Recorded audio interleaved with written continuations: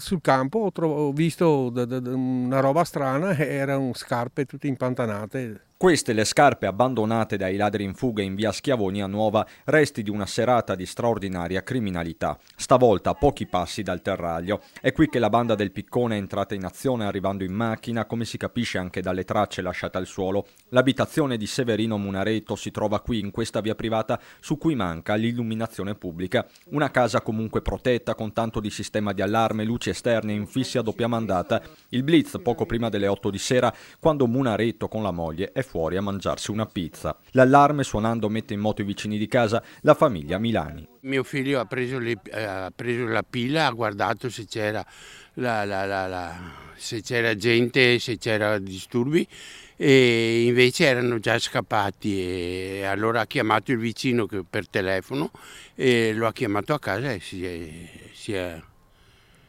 si è accorto che erano entrati. Una volta in casa il legittimo proprietario scopre che i ladri per entrare hanno usato probabilmente un piccone, una violenza fuori dal comune come evidenziano i calcinacci a terra e lo stato degli infissi. In camera da letto mancano 2 orologi di valore e una collanina della moglie. Con queste sicurezze che avevo adottato io in questa casa pensavo di essere più che al sicuro, perché oltre ai serramenti blindati, il sistema di allarme, cosa si può fare di più?